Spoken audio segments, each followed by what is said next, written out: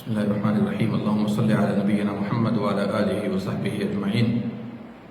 آج میں آپ کے سامنے صحابی کی تعریف اور صحابہ اکرام کے بارے میں کچھ اہم قیمتی معلومات دینا چاہتا ہوں۔ کل میں نے آپ کو صحابہ اکرام کی فضیلت سنائی تھی، آج میں بتانا چاہتا ہوں کہ صحابی کون ہوتے ہیں۔ اس سلسلے میں جامع تعریف حافظ ابن حجر رحمہ اللہ نے کی ہے۔ تعریفات تو بہت ساری کی گئی ہیں۔ انہوں نے فرمایا من لقی النبی صلی اللہ علیہ وسلم مؤمنا بہ ومات علی الاسلام ولو تخللت ذلک ردتا۔ کیا کہا؟ صحابی وہ ہوتے ہیں جس نے نبی صلی اللہ علیہ وسلم سے بحالت ایمان ملاقات کی، بحالت ایمان ملاقات کی، یہ پہلی بات ہے۔ دوسری بات، ان کی موت اسلام پر ہوئی ہو۔ تیسری بات، اگر درمیان میں ارتداد بھی حائل ہو جائے اور وہ اسلام کی طرف پلٹ آئے ہوں، چاہے وہ نبی صلی اللہ علیہ وسلم کے زمانے میں ہو یا بعد میں، ان کو صحابی کہا جاتا ہے۔ بات سمجھ میں آ گئی؟ پہلی بات، جس نے نبی صلی اللہ علیہ وسلم سے ملاقات کی بحالت ایمان۔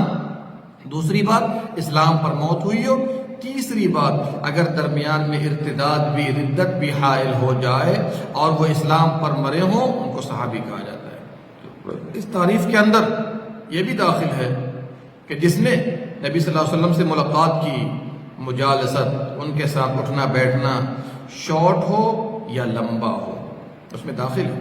ان سے روایت کی ہو یا روایت نہ کی ہو، ان کے ساتھ غزوہ کیا ہو یا غزوہ نہ کیا ہو، ان کو دیکھا ہو گرچہ ان کے ساتھ نہ بیٹھے ہوں، یا ان کو نہ دیکھ سکے ہوں کسی مجبوری کے بنا پر، جیسے کوئی نابینا ہو، تو یہ سب صحابی کے تعریف میں داخل ہے۔ اب ایمان کی قید سے یہ بات نکل جاتی ہے کہ اگر کافر نے آپ صلی اللہ علیہ وسلم سے ملاقات کی گرچہ اس کے بعد اسلام میں آ گئے ہوں اور دوسری مرتبہ اجتماع نہ ہو سکا ہو، تو یہ نکل جائے گا، ٹھیک ہے نا؟ اس کو صحابی نہیں کہیں گے۔ پھر اس کے بعد مؤمنم بھی بحالت ایمان، تو جن و انس دونوں اگر بحالت ایمان آپ سے ملاقات کی ہو، اس کو بھی صحابی کہا جائے گا۔ پھر اسی طرح ایک جملہ ہے اسلام پر موت ہوئی ہو، اس کا مطلب ملاقات ہوئی ہو، آپ پر ایمان لائے ہوں، اگر پھر ارتداد اختیار کر لیے اور بحالت کفر موت ہو گئی، اس کو صحابی نہیں کہا جائے گا۔ اور ایسے بعض لوگ پائے گئے جیسے عبید اللہ بن جحش ہیں، جو ام حبیبہ کے سابق شوہر تھے، اور عبداللہ بن خطل جس کو قتل کیا گیا، اور وہ کعبہ کے استار، کعبہ کے پردے اور غلاف کو پکڑ کر اپنے آپ کو لٹکا دیا تھا، ان کو قتل کر دیا گیا، تو ایسے لوگوں کو صحابی نہیں کہا جائے گا۔ یہاں پر تعریف میں ایک بات اور بھی آئی، وَلَوْ تَخَلَّلَتْ ذَلِكَ رِدَّةً، اگر ایک آدمی جس نے نبی صلی اللہ علیہ وسلم سے بحالت ایمان ملاقات کی، پھر مرتد ہو گئے اسلام سے، پھر اسلام کے پاس یا اسلام کی طرف واپس آ گئے، اور اسلام کی طرف واپس آئے نبی صلی اللہ علیہ وسلم کی زندگی میں یا بعد میں، پھر اسلام پر موت ہو گئی ہو، تو ان کو بھی صحابی کہا جاتا ہے۔ ایک آدمی مسلمان ہوئے، نبی صلی اللہ علیہ وسلم کے ساتھ ملاقات ہوئی، پھر اس کے بعد مرتد ہو گئے، ایمان لائے مرتد ہو گئے، پھر اسلام کی طرف لوٹ آئے، چاہے نبی صلی اللہ علیہ وسلم کی زندگی میں لوٹے ہوں یا بعد میں، لیکن موت اسلام پر ہوئی ہو، ان کو صحابی کہا جاتا ہے، ان کو بھی صحابی کہا جاتا ہے۔ جیسے اشعث بن قیس ہے، مرتد ہو گئے، قیدی بنائے گئے، پھر اسلام قبول کیا، اور ابو بکر صدیق نے ان سے اسلام قبول کر لیا، اور ان کا شمار صحابہ میں ہوتے ہیں۔ ان کا شمار کس میں ہوتا ہے؟ صحابہ میں ہوتا ہے۔ سب سے افضل صحابی کون ہیں؟ ابو بکر ہیں، پھر عمر ہیں، پھر عثمان ہیں، پھر علی ہیں۔ جیسے خلافت کی ترتیب ہے، ویسے افضلیت کی بھی ترتیب ہے۔ پھر اس کے بعد بقیہ عشرہ مبشرہ بالجنہ ہے۔ 10 صحابہ اکرام کو دنیا میں رہتے ہوئے جنت کی بشارت ملی تھی، تو ان میں سے 4 تو ہو گئے۔ اس کے بعد طلحہ ہیں، زبیر ہیں، ابو عبیدہ بن جراح ہیں، سعید بن زید ہیں، سعد بن ابی وقاص ہیں، عبد الرحمن بن عوف ہیں۔ پھر اہل بدر ہیں، جنہوں نے بدر میں شرکت کی۔ پھر اہل احد ہیں، اہل احد ہیں۔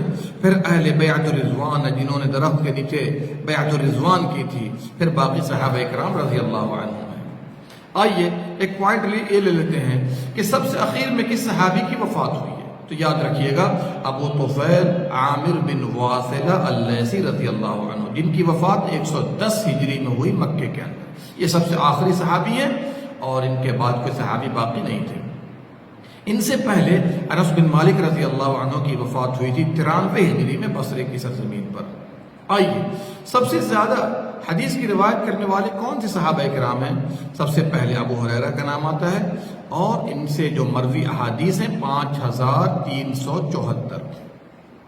دوسرے نمبر پر عبداللہ بن عمر آتے ہیں جن کی روایت پہنچتی ہے 2630۔ پھر اس کے بعد انس بن مالک رضی اللہ عنہ جن کی روایت پہنچتی ہے 2286۔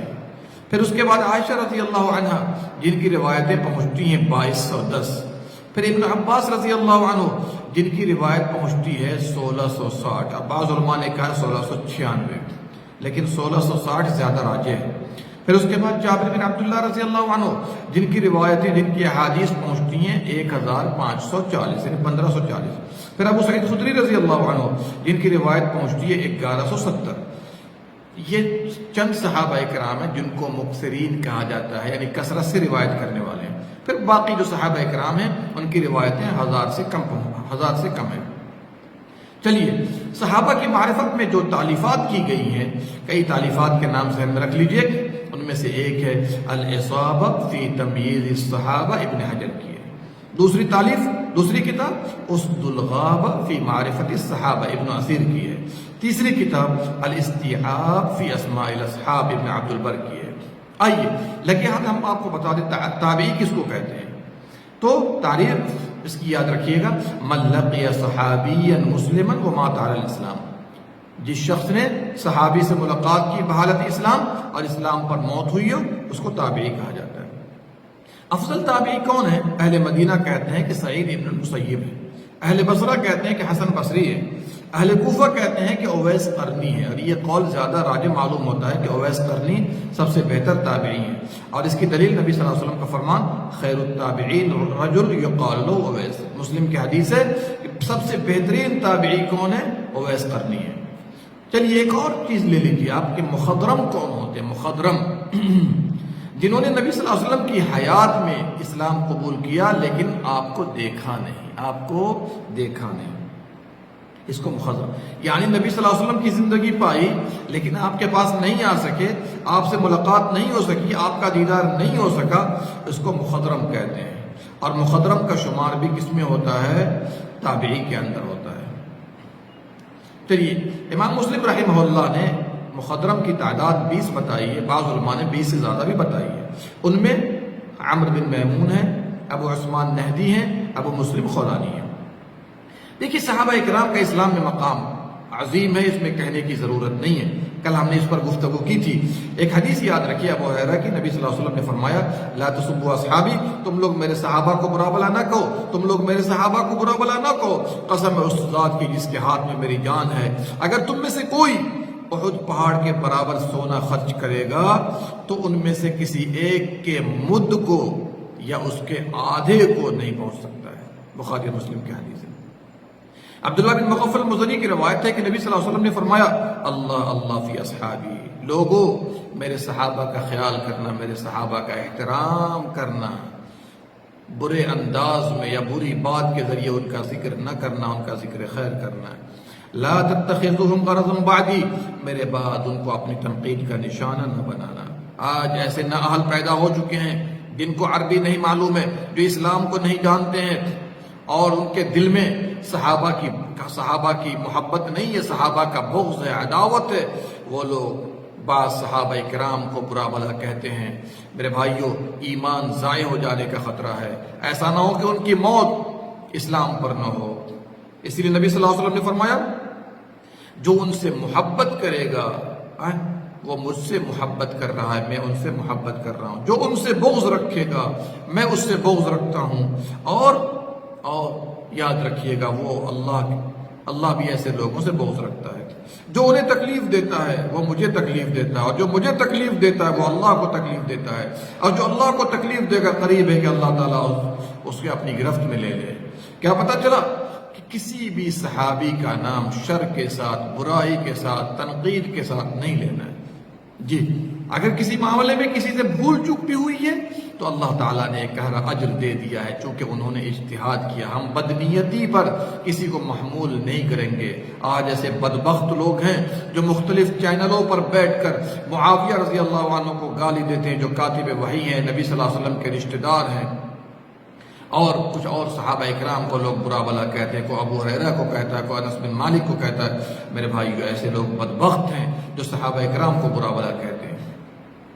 اسی طرح ایک اور روایت لے لیجیے، ابن عباس رضی اللہ عنہ کی روایت ہے، نبی صلی اللہ علیہ وسلم نے فرمایا، من سب اصحابی فعلیہ لعنت اللہ والملائکۃ والناس اجمعین، جس نے میرے اصحاب کو، میرے صحابہ کو برا بلا کہا، اس پر اللہ کی لعنت ہے، فرشتوں کی لعنت ہے اور تمام انسانوں کی لعنت ہے۔ یہ روایت طبرانی کبیر میں ہے۔ علامہ البانی نے شواہد کی بنا پر سلسلہ صحیحہ میں 2340 نمبر حدیث میں حسن قرار دیا ہے۔ صحابہ اکرام کا مقام کیا ہے سلف کی نگاہ میں، وہ بھی دیکھ لیجئے۔ عبداللہ بن عمر کہتے ہیں، تم لوگ محمد صلی اللہ علیہ وسلم کے صحابہ کو، ان کے ساتھیوں کو برا بلا نہ کہو، جی ان میں سے کسی ایک کا ایک گھڑی عمل کر لینا تمہاری پوری عمر عمل کرنے سے بہتر ہے۔ یہ روایت ابن ماجہ کے اندر، ابن ابی شیبہ کے اندر۔ دوسرا قول لیجئے، ایک آدمی ابو زرعہ محدث کے پاس آیا، ابو زرعہ رازی کے پاس، کہا ابو زرعہ میں معاویہ کو بغض رکھتا ہوں، معاویہ سے بغض رکھتا ہوں، ان سے محبت نہیں کرتا۔ کہا کیوں؟ کہا اس لیے کہ انہوں نے علی رضی اللہ عنہ کے ساتھ قتال کیا تھا۔ ابو زرعہ کی بات کتنی اچھی ہے، سارے مسلمان کان کھول کر سن لیں اور شیعوں کی راہ پر نہ چلیں۔ کہا معاویہ کا رب رحیم ہے، کریم ہے، اور معاویہ کے جو مقابل تھے علی رضی اللہ عنہ وہ بھی کریم ہے، تم ان دونوں کے درمیان کیوں داخل ہوتے ہو؟ اللہ اکبر، کتنی اچھی بات ہے۔ امام احمد بن حنبل رحمۃ اللہ علیہ فرماتے ہیں، اگر تم کسی آدمی کو دیکھو، اگر وہ نبی صلی اللہ علیہ وسلم کے صحابہ کرام کا ذکر برائی کے ساتھ کرتا ہے تو اس کے اسلام پر نشان لگا دو۔ یعنی امام احمد کے کہنے کا مطلب یہ ہے، اگر صحابہ کرام کو کوئی برا بلا کہے، سمجھو کہ وہ مسلمان نہیں ہے، اس کے اسلام پر شک ہے۔ اگر یہ دیکھنا ہو تو جا کر دیکھیے شرح اصول الاعتقاد لالکائی کی۔